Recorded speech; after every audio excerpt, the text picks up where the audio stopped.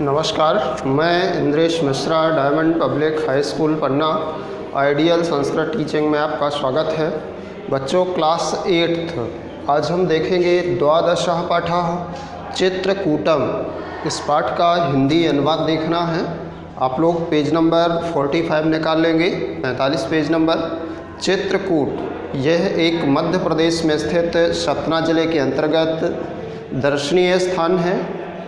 ऐसी मान्यता है हिंदू धर्म के अनुसार कि भगवान राम ने 14 वर्ष के वनवास काल का महत्वपूर्ण 11 वर्षों का भाग चित्रकूट में रहकर ही व्यतीत किया। यह ऋषियों मुनियों की तपस्या की स्थली है, बहुत पुण्य भूमि है। प्रत्येक व्यक्ति एक ना एक बार अपने जीवन काल में यहाँ जाना चाहता है। यहाँ की शांति देखने योग्य है। हरियाली से चारों तरफ हरा भरा स्थान है ये। यहाँ पर मंदाकिनी एक पवित्र नदी बहती है और विस्तार से हम इस पाठ में जानेंगे। मध्य प्रदेशस्य सतना मंडले विंध्य पर्वतमालायाः मध्ये नैसर्गिक अतिरमणीय विस्तृत क्षेत्रे तीर्थस्थलं चित्रकूटम स्थितमस्ति।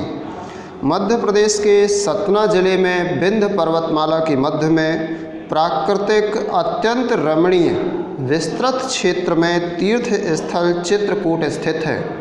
मध्य प्रदेश के सतना जिले के विंध्य पर्वतमाला के मध्य में प्राकृतिक और अत्यंत रमणीय विस्तृत क्षेत्र में तीर्थ स्थल चित्रकूट स्थित है। इदम स्थलम नगर कोलाहल रहितम प्राकृतिक सौंदर्य संपन्नम अस्ति। यह जो स्थान है नगर के कोलाहल अर्थात शोरगुल से रहित प्राकृतिक सुंदरता से संपन्न है।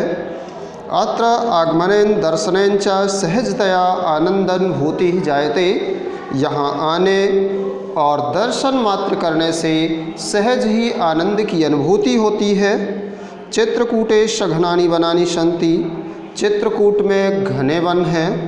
अत्र कलकल नाद पूरिताः निर्झराः अपि वर्तन्ते। यहाँ कलकल की ध्वनि से परिपूर्ण झरने भी बहते हैं। सर्वत्र हरितिमा राजते। सभी जगह हरियाली शोभायमान है। चित्रकूटस्य धार्मिकम सांस्कृतिकम नैसर्गिकम अपि महत्वम विद्यते। चित्रकूट का धार्मिक, सांस्कृतिक और प्राकृतिक महत्व है। कथ्यते यत् कहा जाता है कि भगवान रामचंद्र वनवास काले सीता लक्ष्मणाभ्याम सह 11 वर्षाणि यावत् चित्रकूटे एव निवासं कृतवान्। कि भगवान राम ने वनवास काल के समय सीता और लक्ष्मण के साथ 11 वर्षों तक चित्रकूट में निवास किया। महर्षि अत्रि साध्वी अनसुईया चात्र तपस्यां कृत्वा आत्मज्ञानम अल्भेताम। महर्षि अत्रि और सती अनसुईया ने यहाँ ही तपस्या करके आत्मज्ञान को प्राप्त किया।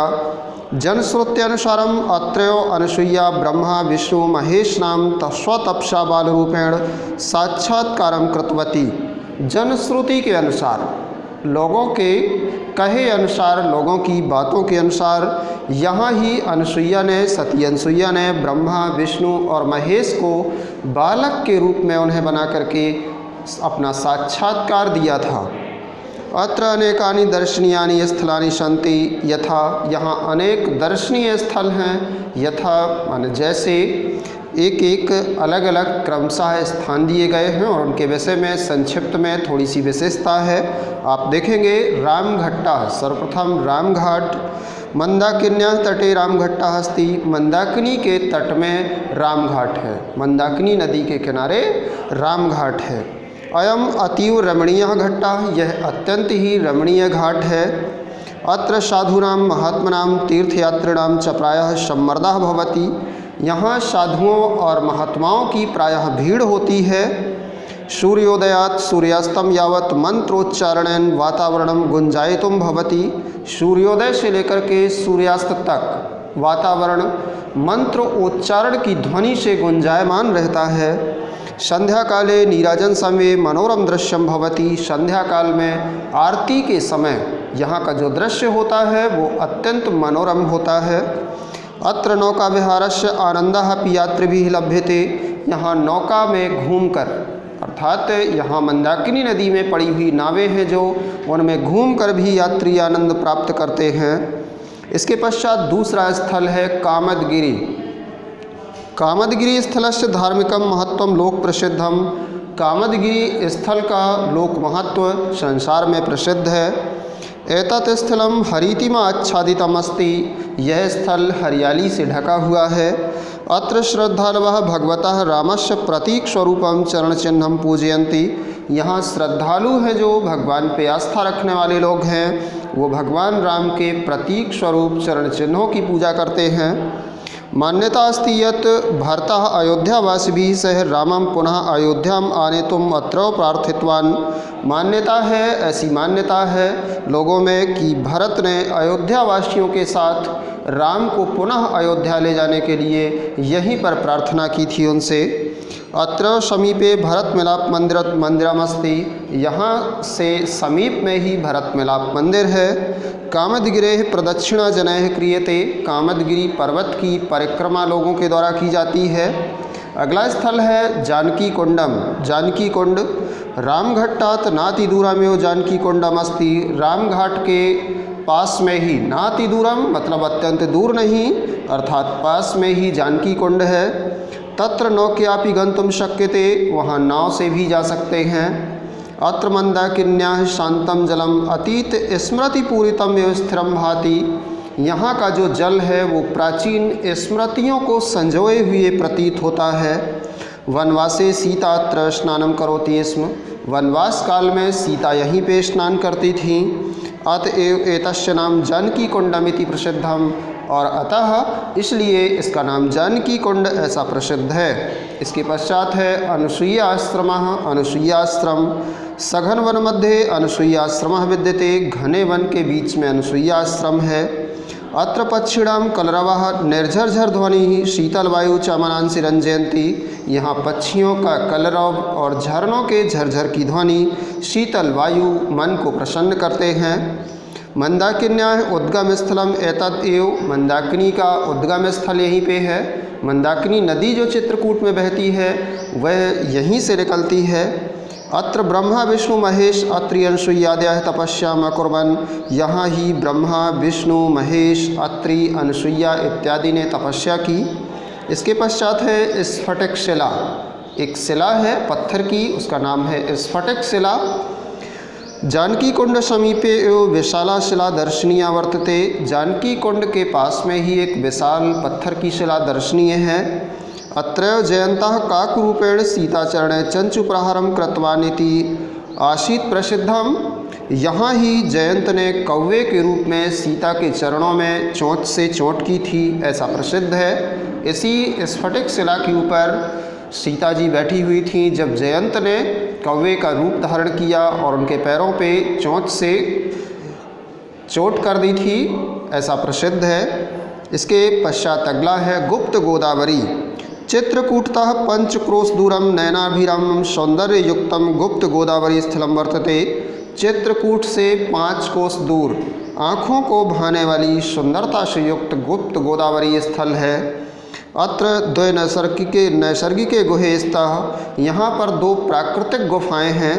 अत्र निरंतरम जलम प्रवहति। यहाँ निरंतर जल बहता रहता है इन गुफाओं के अंदर। इसके पश्चात है हनुमान धारा।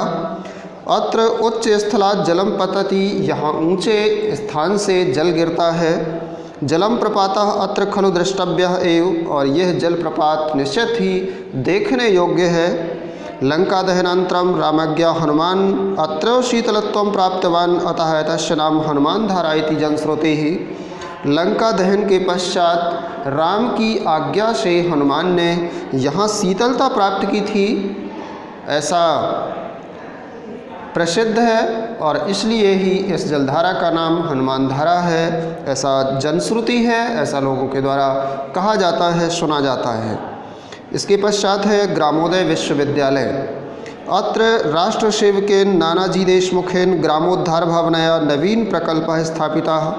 यहाँ राष्ट्र सेवक नानाजी देशमुख ने गांव के उद्धारों की भावना की दृष्टि से एक समाज सेवक थे नानाजी देशमुख। उन्होंने ग्रामों के उद्धार की भावना की दृष्टि से एक नया विकल्प स्थापित किया लोगों के लिए। चित्रकूट ग्रामोदय विश्वविद्यालयः साम्प्रतं स महात्मा गांधी ग्रामोदय विश्वविद्यालय इति नाम्ना प्रसिद्धः। चित्रकूट ग्रामोदय विश्वविद्यालय के नाम से एक विश्वविद्यालय की स्थापना की, जो आजकल महात्मा गांधी ग्रामोदय विश्वविद्यालय के नाम से प्रसिद्ध है। अत्र प्राकृतिक चिकित्सा प्रकल्पः अपि वर्तते। यहाँ प्राकृतिक चिकित्सा भी होती है, यहाँ प्राकृतिक चिकित्सा का भी प्रकल्प है। कृषेः अनुसंधान कार्येषु अत्र महती प्रगति दृश्यते। कृषि अनुसंधान कार्यों में भी महान प्रगति दिखाई देती है। इस प्रकार से चित्रकूटम का हिंदी अनुवाद था। इसके पश्चात इसका अभ्यास कार्य करवाया जाएगा। और बच्चों, आइडियल संस्कृत टीचिंग चैनल को सब्सक्राइब करें, वीडियो को लाइक करें और मिलते हैं अभ्यास कार्य में। आज के लिए इतना ही। धन्यवाद।